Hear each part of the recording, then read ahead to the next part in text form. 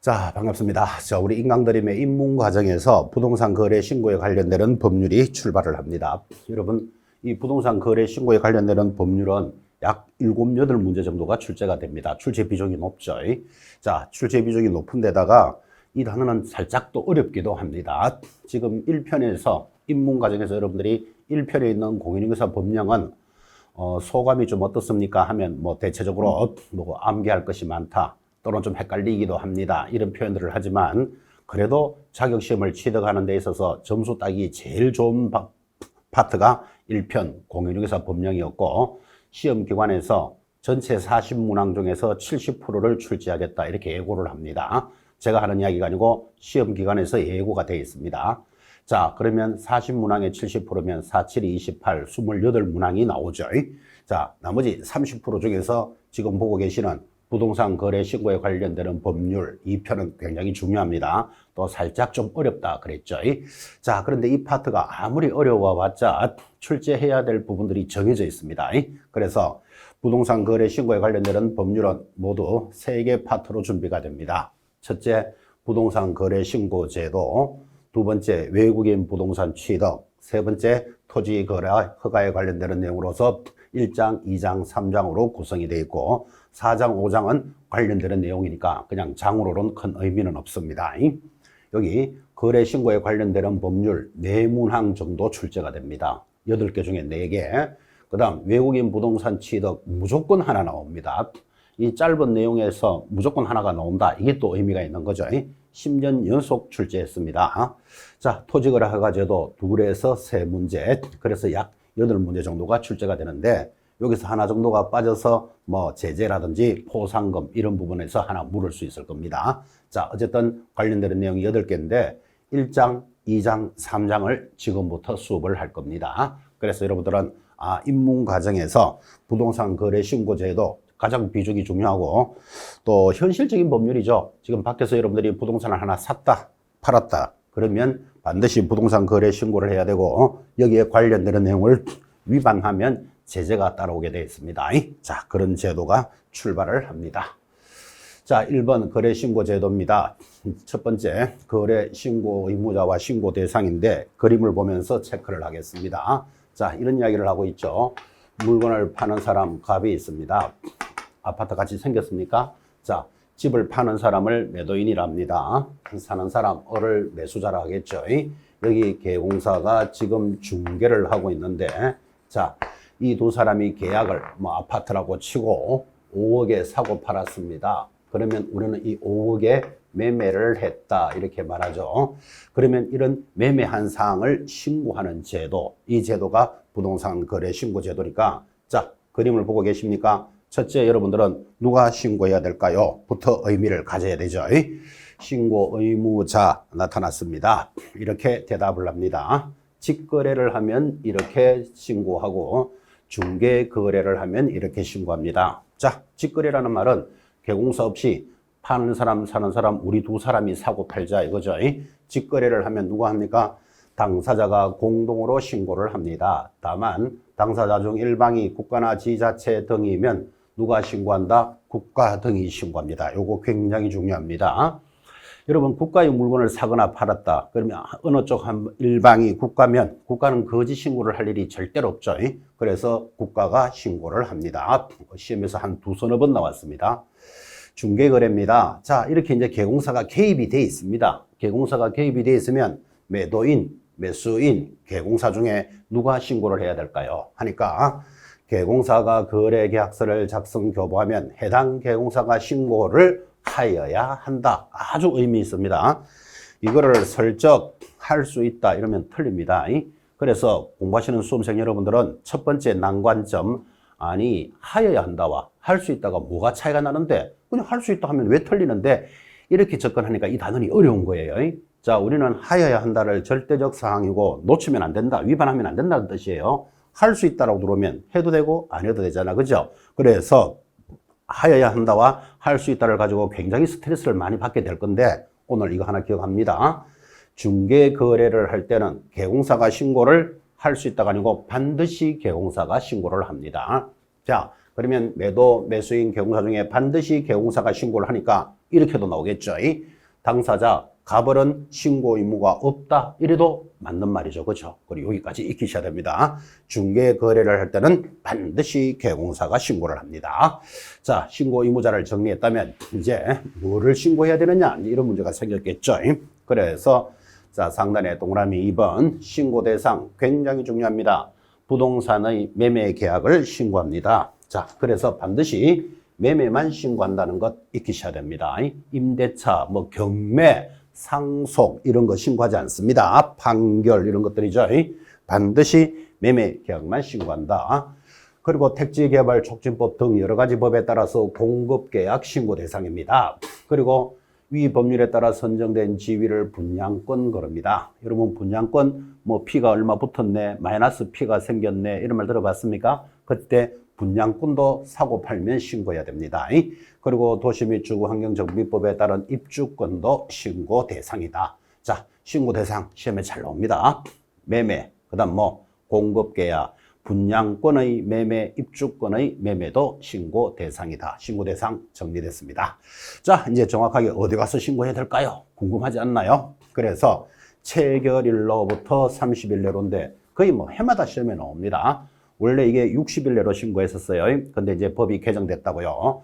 체결한 날로부터 30일 내로 신고를 하니까 잔금 지급일부터가 아니라는 것에 주의해야 된다까지도 강조를 합니다. 체결한 날로부터 30일 내로 신고하고 어디 가서 신고해야 될까요? 하니까 신고 관청은 부동산 등의 권리의 대상인 부동산의 소재지를 관할하는 시장, 군수, 구청장을 뭐라고 부른다? 신고관청이라고 부릅니다. 그래서 신고관청에 30일 내로 신고하니까 여러분 이 페이지는 무조건 시험 문제입니다. 자, 다시 묻습니다. 신고해야 될 게 뭘까요?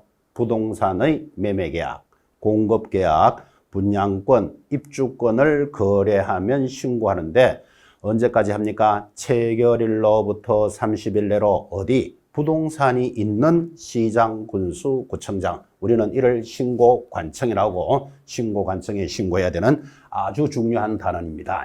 그래서 신고 대상, 그리고 신고 장소, 신고하는 날짜 등을 지금 정리했습니다. 자, 이제 신고 관청까지 알았으니까 드디어 올라가면 신고 절차입니다. 이제 지금 다 했던 것들을 확인합니다. 당사자들이 직거래를 하면 어떻게 신고하라 그랬습니까? 당사자가 공동으로 신고한다. 그래서 그 거래 당사자인 매도 매수인이 신고서에 공동으로 서명 또는 날인하여 신고관청에 제출을 하는데, 자, 일방에 의한 신고라는 게 있습니다. 지금 공동으로 신고하라 그랬는데 아니 왜 일방에 의한 신고라는 말이 나오는가 하면 여러분 이럴 수 있나요? 자, 두 사람이 계약을 했고 5억에 사고 팔았는데 매수자가 야 우리 4억에 신고하자 그럴 수가 있겠죠. 아니 5억에 사고 팔았는데 왜 4억에 신고하자 그럴까요? 뭐 세금 등을 아끼려고 여러 가지 이유가 있겠죠.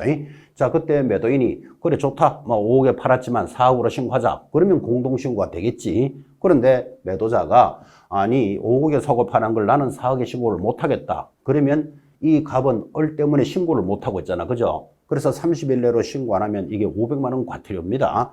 그러니까 어떻게 해줘야 된다? 일방에 의해서도 신고할 수 있도록 해줘야 되겠다고. 그래서 당사자 중 일방이 국가 등인 경우 부동산 거래계약 신고서에 단독으로 서명 또는 날인하여 신고관청에 제출을 하고 그때 일방이 신고를 거부하게 되면 단독으로 거래 신고를 하려는 자, 거래 신고서에 단독으로 서명 또는 날인하여 상대방이 신고를 거부하는 사유서와 계약서 사본을 첨부하여 일방이 신고할 수도 있습니다. 이런 거는 시험에서 중요하죠.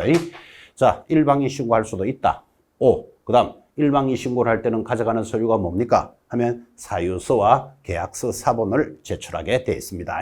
이런 것들이 현실적인 문제로서 중요한 내용입니다. 자, 그래서 당사자 일방의 신고 의무를 보시면서 드디어 신고서 제출의 대행입니다. 자, 신고서 제출의 대행은 이렇게 이해하면 되겠습니까? 자, 원래 매도인, 매수인이 가서 신고를 해야 돼. 그런데 보통 매매를 하고 나면 그 다음 등기를 하게 돼 있잖아, 그죠? 그러니까 법무사한테 맡기는 수가 있겠죠. 그래서 대신해서 신고할 수도 있다. 이렇게 들어왔습니다. 그래서 우리 민법에는 1인에 대해서 대리 신고할 수 있는 제도가 있으니까 대행 신고. 즉, 이렇게 여러분들은 생각하시면 되죠. 법무사가 신고를 할 때는 그러면 어떻게 하느냐? 이렇게 접근하면 되겠고, 그때 법무사가 신고서 제출을 대행할 때는 이렇게 갑니다. 부동산 거래 신고서 제출은 당사자 위임을 받은 자가 대행할 수 있다. 그때 대행은 여러분들이 법무사가 대행한다. 이렇게 이해하시면 된다 그랬죠. 자, 그때 법무사가 대행을 할 때는 가져가는 서류가 시험에 들어옵니다. 신고서 제출을 위임한 당사자의 자필 서명이 있는 위임장을 가져가는데 이때 인감증명서를 제출한다라고 시험에 잘 들어옵니다. 인감증명서가 아니고 자필 서명이 있는 위임장에다가 제출을 위임한 당사자의 신분증 사본을 제시하면 되니까 인감을 가지고 가지 않는다는 걸 의식을 해 놓으셔야 되는데, 자, 근데 법인하고 거래할 수 있죠. 삼성전자와 아파트를 사고 팔 수도 있는 거잖아, 그죠? 자, 법인하고 거래를 하면 법인은 자필 서명을 할 수 없으니까 법인인 경우에는 뭐가 있다? 인감이 들어간다는 걸 잘 보셔야 되고, 개인들은 앞으로 인감이라는 말이 없다는 것을 의식해 놓으셔야 됩니다. 법인인 경우에는 뭐가 들어간다? 인감증명서라는 게 들어가죠. B. 당사자 위임을 받은 자는 다음 서류를 제출하는데 부동산 거래 신고를 하려는 자, 신고인의 주민등록증, 운전면허증 등 신분증 사본은 제시하니까 여러분 관공서에 출입할 때는 항상 신분증 가져간다. 그건 기본이겠죠. 그렇게 해서 대행 신고할 수 있는 제도가 준비가 되어 있다는 것 잘 보시고, 이런 것들이 현실적인 문제니까 이제 시험에서 건드립니다. 자, 이제 넘어가서 개공사의 작성 교부입니다. 상단에 동그라미 2번. 자, 지금 직거래를 할 때는 당사자들이 신고하고 법무사 등이 대리 신고할 수 있을 때 자필 서명이 있는 위임장을 가져간다. 이렇게 공부하셨다면 이제 개공사가 개입되어 있을 때는 이렇게 신고를 합니다. 내용이 역시 같죠.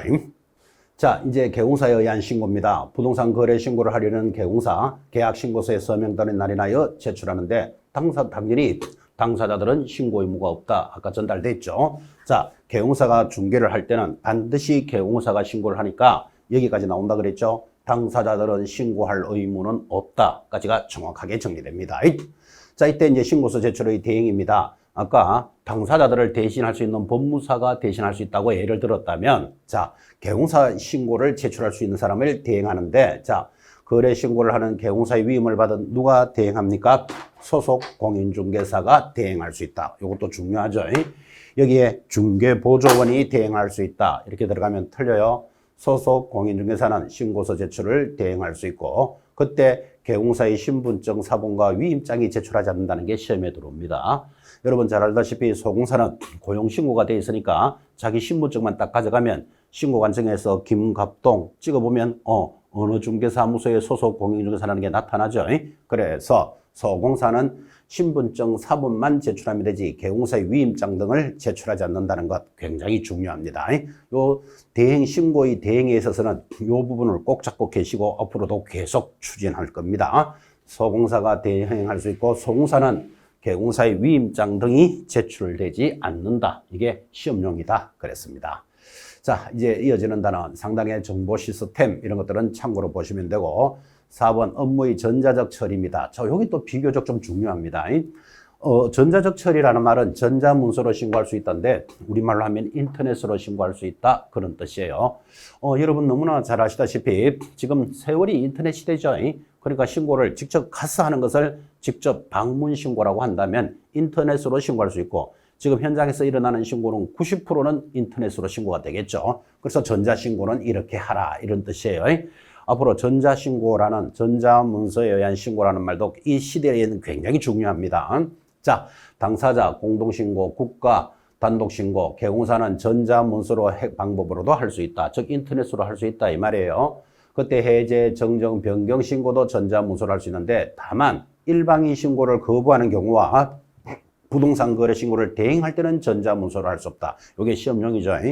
여러분 일방인 신고를 거부하면 뭐 가져가야 된다? 아까 사유서와 계약서 사본을 첨부하라 그랬잖아요. 그죠? 인터넷으로 할 수가 없죠. 그래서 그때는 방문 신고해야 되고, 대행할 때도 전자문서로 할 수는 없다. 여러분 잘 알다시피 법무사 등이 대행하려면 자필 서명이 있는 위임장을 가져가야 됩니다. 이야기 들으셨죠? 자필 서명이 있는 위임장을 가져가야 되니까 당연히 인터넷으로 할 수는 없겠죠. 이런 것들이 이제 시험용이에요. 그래서 신고를 일방이 거부한 경우와 신고를 대행할 때는 전자문서로 할 수 없다. 정리하시고. 자, 니은 전자문서로 신고를 하려는 자는 신분 확인은 전자인정의 방법, 공인인정 방법 이런 거 아시죠? 공인인정의 방법에 따르는데 전자인증 방법이란 공인증서를 이용하여 로그인을 하라라고 전달이 됩니다. 자, 그래서 신고하는 방법을 두 가지 정리하셨고, 이제 이렇게 신고가 되면 이제 생활법률이죠. 자, 1번 부동산 거래 신고를 받은 신고관청은 신고 필증을 지체 없이 발급해 줍니다. 신고가 들어오면 신고 필증을 지체 없이 발급하고, 부동산 등의 매수인은 신고인이 신고 필증을 발급받으면 등기특별조치법에 따라 금인은 받은 것으로 봐줍니다. 그러니까 별도로 등기할 때 금인할 필요는 없다. 그런 사정이죠. 신고 필증의 발급도 중요하고 등기특별조치법에 따라 금인을 받은 것으로 본다도 시험에서 굉장히 중요합니다. 자, 이제 드디어 5번째 신고사항 들어왔습니다. 자, 이렇게 신고를 하라는데 뭐를 신고해야 될까요? 이렇게 들어왔습니다. 자, 이게 아파트라고 칩시다. 5억에 사고 팔면 신고를 하는데 뭐를 신고합니까? 하니까 첫 번째, 거래 당사자들의 인적사항, 인에 동그라미 해봅시다. 계약 체결한 날짜 신고합니다. 대상 부동산의 소재지, 지번, 지목, 면적 신고사항입니다. 부동산에 대한 종류 신고해야 됩니다. 실제 거래 가격, 사실은 5번이 제일 중요하죠. 실제 거래 가격을 보려고 이런 제도를 도입했으니까 실가, 그다음에 조건과 기한, 개업 공인중개사가 있다면 개업 공인중개사도 신고사항입니다. 아, 별것도 아닌 것 같은데 시험에 굉장히 잘 묻습니다. 신고사항. 그래서 우리는 앞으로 이렇게 암기해 나갈 거예요. 인, 개, 지, 목, 종, 면, 실, 조, 중이 신고사항입니다. 이렇게 노래를 부를 거예요. 조금 어색하신 분들은 다시 한번 체크하시기 바랍니다. 이제 앞으로 계속 할 겁니다. 신고사항이 뭐라고요? 인, 개, 지, 목, 종, 면, 실, 조, 중이 신고사항이다. 그래서 신고사항 익혀 놓으셔야 됩니다. 암기하면서 앞으로 계속해서 부를 겁니다. 자, 여기에 이제 여러분들은 도입이 됩니다. 8번 보시면 법인이 주택을 거래할 때는, 자, 법인이라 하면 이렇게 생각하시면 좋겠죠. 법인이 많은 자금력을 가지고 아파트를 수백 채 삽니다. 수백 채 사서 조금씩 붙여서 팔면서 가격을 자꾸 올린다 이래 보는 거예요. 그래서 정부에서 보는 눈은 법인이 아파트 등을 거래하면 이거 왜 사는 건데, 무슨 자금으로 샀는 건데, 용도가 뭔데, 이런 것들이 추가 신고사항이 도입이 됩니다. 그래서 여러분들은 법인이 거래하면 까칠하게 관리하는구나 이렇게 의식을 하시면서, 자, 법인이 주택이라고 그랬잖아. 땅이 아니잖아 봐요. 주택 거래를 하는 경우에는 해당 법인이 등기가 돼 있는지 여부도 신고하라. 등기사항. 그 다음에 법인과 거래한 상대방이 친족인지, 그래서 법인이 거래한 자가 친척하고 거래를 하는 건지, 또 해당 법인의 임원인지, 그래, 자기들끼리 샀다가 팔았다 하면서 가격을 올리겠다 이런 뜻이에요. 그래서 친척인지, 그리고 친족 관계인지, 그 다음, 이 주택을 매수한 자의 취득 목적은 뭐냐? 뭐 기숙사용이냐? 투자용이냐? 사업용이냐? 뭐 용도가 있겠지. 취득 목적, 자금 조달 방식, 투기 과열 죽으면 자금 조달 증명 서류, 그리고 마지막에 임대주택의 이용계, 왜 이 주택을 사서 이용하려고 하는 건지, 뭐 기숙사용인지, 사원들 뭐 복리후생용인지, 어쨌든 이용계까지 적어내라 이런 뜻이에요. 그래서 여기 8번의 의미를 잘 들어보면 그냥 이렇게 막 암기한다 이렇게 접근하시면 안 되고, 법인이 거래할 때는 까칠하게 관리하는구나. 등기가 돼 있는지 여부도 보겠다. 그 다음 거래한 자들이 친척과 임원인지, 자기들끼리 사고 파는 건지, 그리고 자금은 어떻게 조달했는지, 그리고 자금 조달 증명서류 등을 제시하라고 제시합니다. 자, 만약에 법인 외의 자가, 뭐 법인 외의 자라는 말은 여러분들이잖아요. 개인들은 만약에 거기가 실가가 6억 이상이면, 주택이거나 투기과열지구 조정지역이면 자금 조달 계획과 자금 조달 증명 서류가 들어간다는 게 시험에 잘 나옵니다. 금액 얼마요? 6억 이상일 때, 그죠? 자금 조달 증명 서류도 신고하라 이런 뜻이에요. 자, 이번에 도입됩니다. 수도권, 광역시, 세종시 토지입니다. 이번에는 이제 주택이 아니잖아요. 토지에 대해서 투기 세력을 방지하겠다라는 뜻이죠.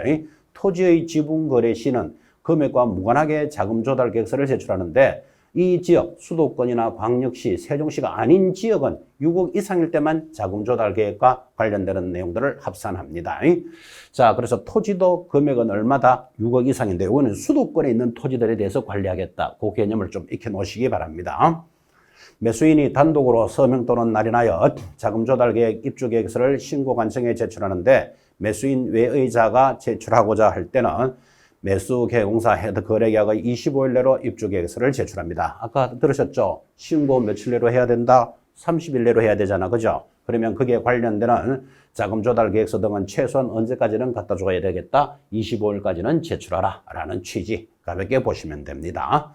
자, 이제 이렇게 신고하는 제도에 대해서 공부를 하는데 이제 큰 2번입니다. 거래계약 해제 등의 신고입니다. 이것도 중요합니다. 여러분, 해제가 무슨 뜻이죠? 해제.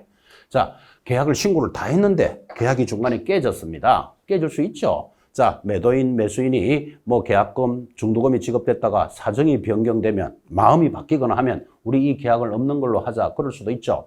신고를 다 했는데 그 계약이 깨졌어. 그러면 거래계약 해제 등 신고는 어떻게 하느냐 하니까 부동산 거래 신고서를 제출한 후 계약이 무효, 취소, 해제되면 당사자들은 이거 잘 보셔야 되죠. 당사자가 누구지요?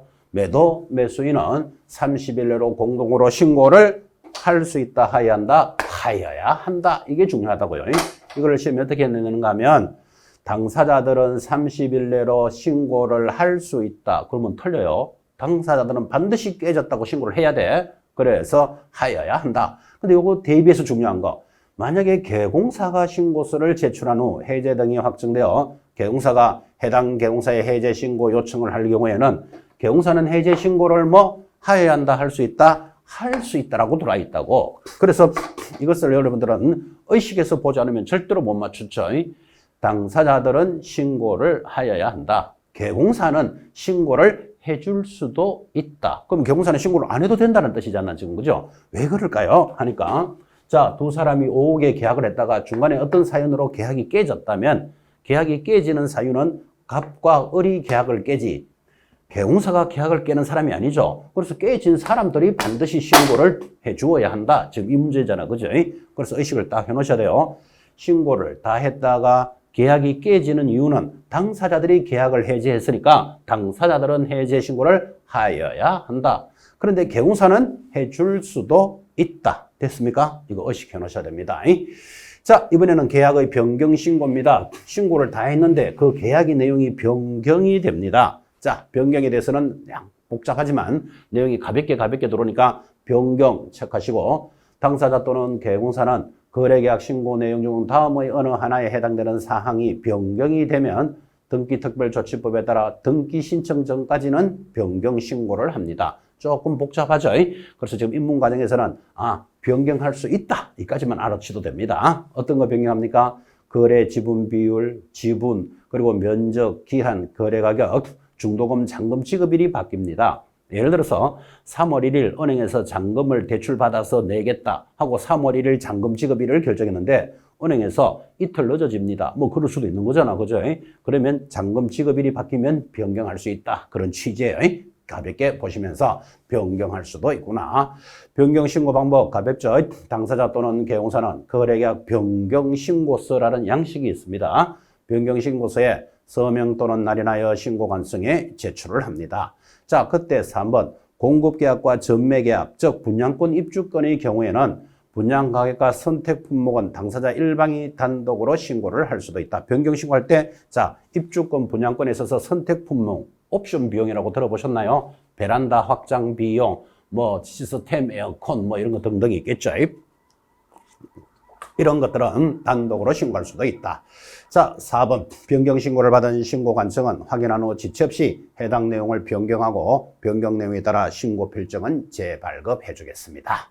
자, 이번에는 넘어가면 4번 정정입니다. 좀 전에 변경은 신고를 다 했는데 내용이 바뀌면 변경하는 것에 대해서 공부를 하셨다면 이번에는 정정이라고 들었잖아. 그죠? 정정은 신고를 할 때 신고서 자체에 벌써 잘못 적었어. 그래서 처음부터 잘못되면 정정을 하니까 당사자 또는 개공사는 거래계약 신고 내용 중 다음 어느 하나에 해당되는 사항이 잘못 기재가 되면 신고관청에 신고 내용의 정정을 신청할 수 있다. 그래서 정정할 수 있는 것들이 쭉 나타납니다.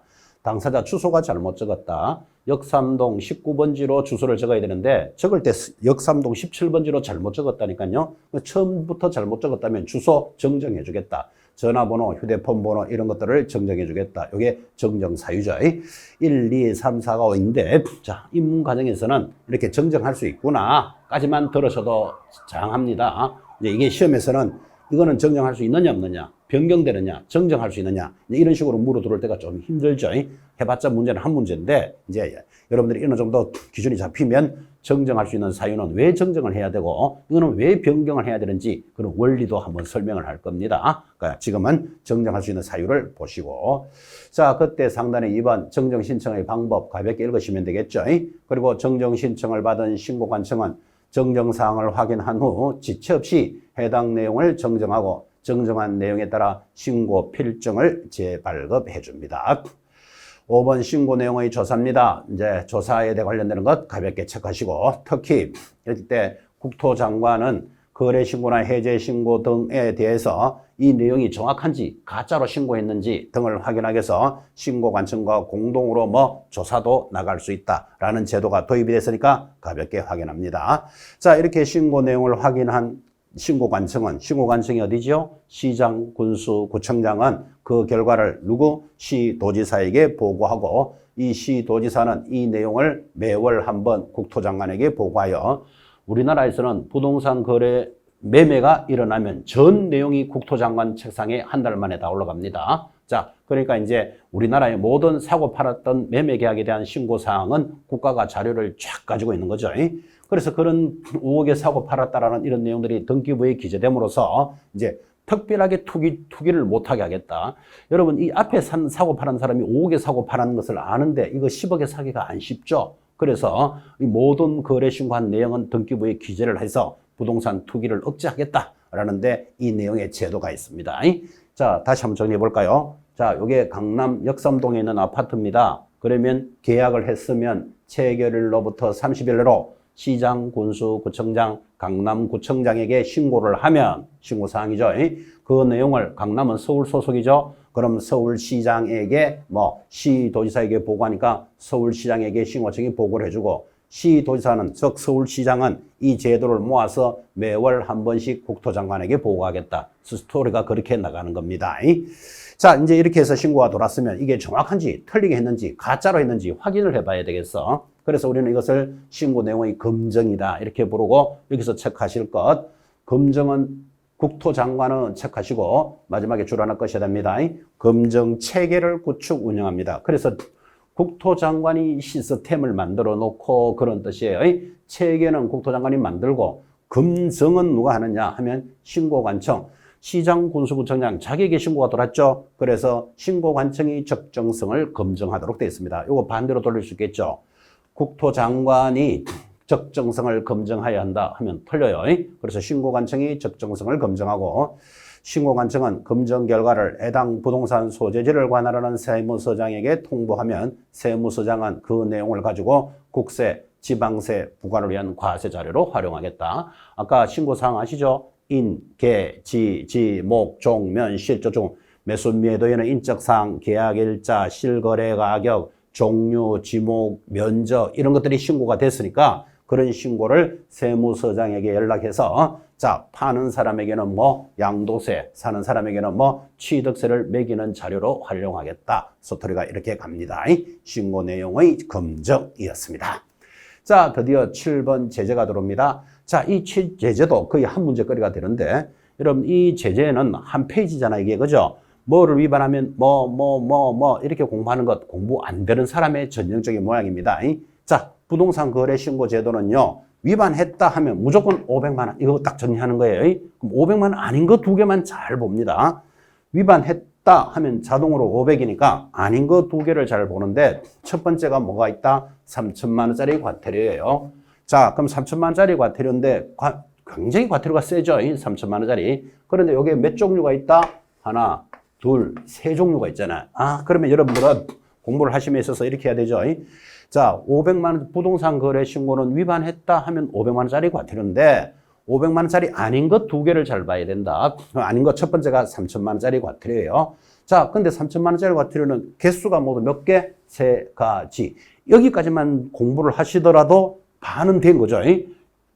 자, 3천만 원짜리 모두 몇 가지? 세 가지. 왜 세 가지? 3천이니까.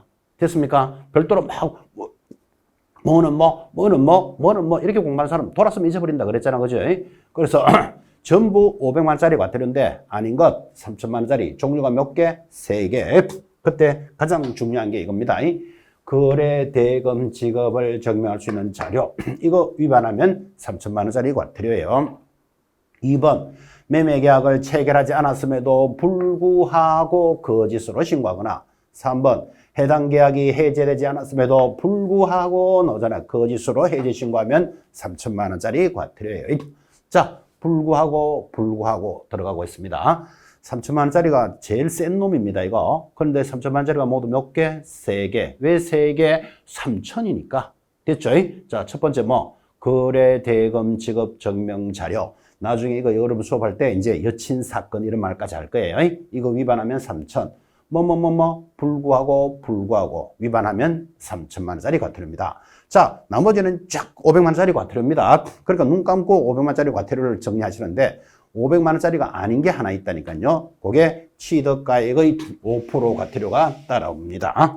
자, 일단은 취득가액의 5%부터 먼저 보고 올라갑시다. 부동산 거래 신고는 위반했다 하면 여러분 무조건 500입니다. 5개죠. 500만 원짜리 5개 딱 잡아놓고 이거를 위반하면 하면 500이다. 그렇게 공부하는 거 아니라니까요. 그냥 무조건 500만 원짜리 과태료 탁 찍어버리면 80%가 맞는 거예요. 아닌 건 뭐라고요? 3천만 원짜리 과태료. 그리고 지금 나오잖아요. 취득가액의 5% 과태료가 있으니까 500만 원짜리 아닌 것 2개만 고민하라고요. 자, 그런데 취득가액의 5% 과태료는 언제 매깁니까? 하니까 신고를 거짓으로 한 자. 2번 신고 의무자가 아닌 자가 거짓 신고한 자. 공통점이 뭐다? 거짓으로 신고하면 무조건 취득가액의 5% 과태료예요. 여러분 취득가가 5억이다. 그럼 5, 25, 2,500만 원 과태료 매기겠다. 그 말이에요. 언제? 거짓 신고하는 자. 이게 가장 편하잖아요. 5억으로 거래했으면 5억으로 신고해야 되는데 4억 5천으로 거래하다가 적발되면 이거를 우리는 거짓 신고했다 그러는 거예요. 거짓 신고는 5% 과태료예요. 그 다음 3천만 원짜리 과태료가 뭐다? 3개 있었죠. 거래 대금 지급 증명 자료. 그 다음 두 번째 불구하고. 자, 그러면 이제 제재가 다 끝났는 거예요. 이거 말고 나머지들은 전부 눈 감고 500만 원 과태료 딱 잡습니다. 자, 그래서 부동산 거래 신고는 위반했다 하면 500인데 자, 5가지가 있으니까 가볍게 확인을 하고 갑시다. 거래 신고를 하지 아니하거나 공동 신고를 포함해서 신고를 하지 아니한 자 500이에요. 며칠 내로 신고하라고 그랬죠? 체결일로부터 30일 내로 신고해야 되고 신고 안 하면 500만 원 과태료입니다. 이 개공사에게 신고를 하지 아니하게 하거나 거짓으로 신고를 요구합니다. 5억으로 사고 팔았는데 개공사 보고 야 신고 좀 하지 마세요. 그렇게 말하거나 4억 5천으로 신고해 주세요 라고 요구하다가 적발되면 500만 원 과태료예요. 싹 전부 500이에요. 거짓 신고하는 자 행위를 조장하거나 방조합니다. 옆에 지나가면서 에이 전부 4억 5천으로 신고 다 해요. 이렇게 조장하거나 방조하는 자. 거래 대금 지급을 증명할 수 있는 자료 외의 자료. 그러니까 거래 대금 자료 외에 예를 들면 거래 계약서 등이겠죠. 제출하지 않거나 거짓으로 제출하는 자 500입니다. 마지막 해제 신고를 아까 당사자들은 신고를 해야 한다고 들으셨죠. 그런데 신고를 하지 않으면 500만 원 과태료니까 부동산 거래 신고에 관련되는 건 전부 500입니다. 그래서 부동산 거래 신고에 대한 제재를 물으면 500 딱 찍어놓고 아닌 거 2개를 고민한다고 3천만 원짜리 과태료 모두 몇 개? 3개. 거래 대금 자료 불구하고. 그 다음 취득가액의 5% 과태료가 있는데 5% 과태료는 한마디로 거짓 신고입니다. 자, 그러면 여러분들은 이 큰 단원의 제재 어쨌든 한 페이지가 끝나는 겁니다. 또 문제도 하나 정도는 나옵니다. 자, 제재 정리하셨다면 4번 상단에 자, 부동산 거래 관련 과태료는 신고관청이 부과하되 이 경우 개공사에게 과태료를 부과한 신고관청은 부과일로부터 10일 내로 해당 개공사의 사무소를 관할하는 시장군수구청장 즉 등록관청에게 통보해서 그 개공사를 관리할 수 있도록 해줍니다. 자, 여기까지가 부동산을 매매했을 때 신고하는 제도, 그것에 대해서 위반했을 때 제도까지 공부를 하셨다면 이번 6월 1일부터 지금 여러분 입문과정이 이제 10월에 좀 출발했고 이제 올해 6월 1일부터 도입된 게 주택임대차 계약 신고제도가 도입이 되어 있습니다. 제목 잘 봐요. 뭐에 대해서? 주택에 대해서. 주택이니까 거의 아파트다 이렇게 생각하시면 되겠고 임대차를 신고하는 제도가 도입이 됐습니다.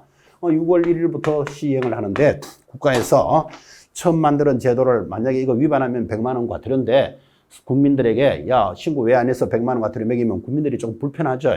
그래서 원래 도입하면서 내년 6월 1일까지는 과태료는 부과되지 않습니다.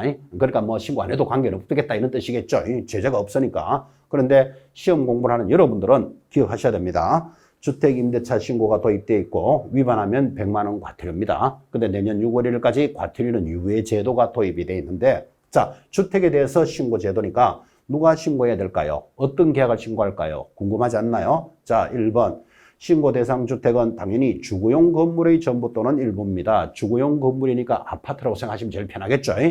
임대차이며 임대차 계약 당사자들은 며칠 내로 체결일로부터 역시 30일 내로 주택 소재지를 관할하는 신고관청에 신고를 합니다.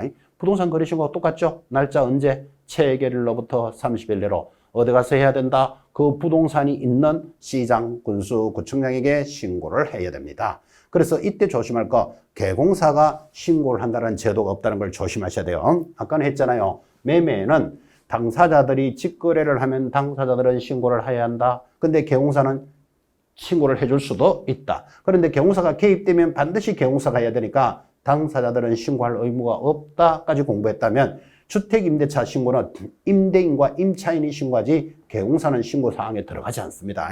이런 것들이 시험용입니다. 개공사는 신고할 의무가 없다. 신고관청은 신고인에게 신고 필증을 지체 없이 발급하고 읍면, 동장, 출장, 소장에게도 위임할 수 있다라는 제도를 보고 있습니다. 이런 제도가 참 재미있죠. 읍면, 동장에게 위임을 하니까 여러분 보통 아파트 임대하면 해당되는 동네에 가서 전입신고하는 거 아시죠? 전입신고를 하면 자동으로 신고를 한 것으로 봐주겠다. 그래서 읍면, 동장, 강남구 역삼동 동장에게도 위임할 수 있다라는 제도가 도입되는데 어차피 시험에서는 가장 중요한 거 그럼 주택임대차는 세만 들어가면 신고하느냐? 아니고 기준이 있습니다. 보증금 얼마? 6천만 원 초과. 월세 얼마? 30만 원 초과에다가 시, 군, 구 지역인데 이때 구는 경기도에 한한다 이렇게 됐습니다. 정확하게 경기도와 광역시에도 포함합니다. 여러분 대구 광역시에 달성군 있는 거 아시죠? 부산광역시에 기장군 있죠? 광역시에 있는 기장군 이런 것들도 포함되니까 자 여기 중요한 거 보증금 얼마? 6천만 원 초과입니다. 월세 30만 원 초과할 때만 신고 대상이고 시, 군, 구 지역인데 군 지역은 경기도와 광역시에만 포함합니다. 자 그러면 예를 들어서 강원도에 가면 고성군이 있습니다. 강원도에 있는 고성군 신고할 필요 있다 없다? 없잖아. 강원도는 없다니까요. 군은 경기도에 해당된다니까. 그죠? 그래서 광역시와 경기도에 해당됩니다. 자, 이 주택임대차 신고 방금 했지만 위반하면 얼마? 100만 원 이하의 과태료입니다. 물론 내년 6월 1일까지 내년이 2023년 6월 1일까지는 과태료 제도는 유예는 돼 있지만 당연히 100만 원 과태료다라는 건 알고는 계셔야 됩니다. 3번 금지행위 준용. 자, 금지행위 준용 이런 건 상식이죠. 읽어보시면 당연히 금지하는 것들입니다. 그래서 이런 것도 시험도 잘 나옵니다. 자, 1번 신고관청은 주택임대차 신고를 받은 거래가격 검증 체계를 이용해서 적정성을 검증합니다. 그리고 신고 대상 임대차 계약이 체결되지 않았음에도 불구하고 거짓으로 신고하면 요거는 3천만 원짜리 과태료. 아까 불구하고는 3천만 원에 해당되었죠. 다른 법률에 관련되는 의제입니다. 자, 임차인이 전입신고하면 임대차 계약 신고를 한 것으로 본다. 전입신고가 되면 한 것으로 보고 임대사업자 등이 신고에 따른 주택임대차 계약은 신고한 것으로 봅니다. 그때 주택임대차 계약 신고 시 임대차 계약서가 제출이 되면 확정일자는 부여한 것으로 보니까 주택임대차 신고를 하면 확정일자 자동으로 찍은 것으로 봐주죠. 여기까지가 이제 거래신고 제도였습니다. 자, 이어지는 단어는 2편입니다. 2장이죠. 외국인 부동산 취득에 관련되는 특례. 아까 말씀드렸다시피 10년 연속 한 문제씩 출제가 됩니다. 이 짧은 내용에서. 그래서 잠깐 쉬었다가 외국인 부동산 취득 정리하겠습니다.